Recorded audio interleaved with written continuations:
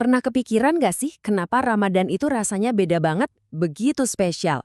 Nah, hari ini kita bakal coba bedah lebih dalam kekuatan spiritual bulan Ramadan berdasarkan pencerahan dari Ustadz Khalid Basalamah. Oke, gagasan utamanya itu ada di kutipan ini. Ramadan itu bukan sekedar bulan biasa di kalender. Kekuatannya itu datang dari satu fakta simpel tapi fundamental. Bulan ini dipilih secara khusus oleh Sang Pencipta sendiri. Biar kita benar-benar paham kenapa statusnya begitu tinggi, kita perlu lihat sebuah pola. Pola tentang hal-hal lain yang juga dipilih secara khusus oleh Tuhan. Coba deh kita perhatikan polanya. Dari sekian banyak malaikat, Jibril yang terpilih. Dari miliaran manusia, para nabi yang terpilih. Dan di antara mereka, Nabi Muhammad SAW jadi yang utama. Dari semua tempat di bumi, Mekal yang dipilih. Nah, dengan logika yang sama, dari 12 bulan, dari semua waktu yang ada, Ramadanlah yang dipilih sebagai waktu yang paling diberkahi. Ini bukan kebetulan, ini adalah pola keunggulan yang sengaja ditetapkan. Terus, apa artinya status terpilih ini buat kita sehari-hari? Simpelnya, ini berarti ada peluang spiritual yang gak ada tandingannya. Kesempatan buat dapat pahala dan pengampunan yang luar biasa besar. Gini, dalam Islam, standar pahala untuk perbuatan baik itu biasanya aja udah keren banget.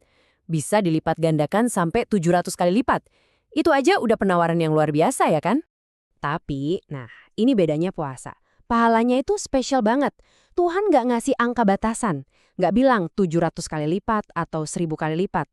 Tapi dia bilang, puasa itu untukku dan aku sendiri yang akan membalasnya. Ini artinya apa? Artinya, nilainya itu tak terhingga, udah di luar nalar matematika kita. Tentunya buat dapetin semua itu ada kuncinya. Puasa kita harus didasari dua hal penting ini. Pertama, iman. Artinya, kita puasa karena benar-benar yakin ini perintah Tuhan. Kedua, ihtisab. Artinya, kita puasa sambil berharap pahala, tapi murni hanya dari Tuhan. Bukan karena ikut-ikutan, bukan karena tradisi, apalagi buat pamer. Dan imbalannya kalau dua syarat itu terpenuhi, wah ini dia, sesuatu yang kita semua butuhkan. Janjinya adalah pengampunan total atas dosa-dosa kita yang sudah lewat. Ini kayak tombol reset, kesempatan buat mulai lagi dari nol dengan lembaran yang bersih.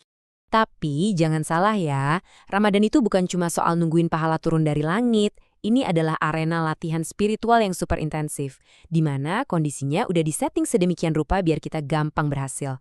Anggap aja kayak gym spiritual. Ada sebuah hadis terkenal yang menjelaskan soal ini.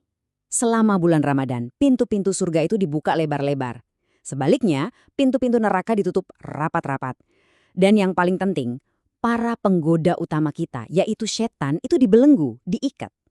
Jadi secara efektif, lingkungan di sekitar kita itu udah dibikin sangat kondusif buat kita jadi lebih baik. Nah, di dalam lingkungan yang udah sempurna ini, ada satu momen puncak. Satu hadiah utama yang jadi highlight dari keseluruhan bulan Ramadan. Kita sering banget kan dengar istilah Lailatul Qadar atau malam kemuliaan. Nah, kita diajak buat merenung lagi, apa sih sebetulnya makna dari malam yang satu ini? Malam yang tersembunyi di 10 hari terakhir Ramadan? Oke, ini bagian yang paling bikin merinding sih. Coba kita lihat skalanya. Ibadah apapun yang kita lakukan di satu malam Lailatul Qadar, itu pahalanya dihitung lebih baik daripada kalau kita ibadah terus-terusan tanpa henti selama lebih dari 83 tahun. Bayangin, satu malam bisa setara dengan ibadah seumur hidup. Skala kemurahan Tuhan di sini benar-benar luar biasa. Makanya, poin krusialnya adalah ini. Ini peringatan yang sangat kuat.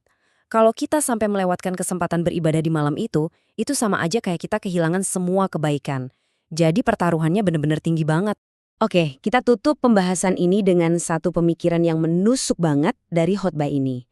Coba kita renungkan deh.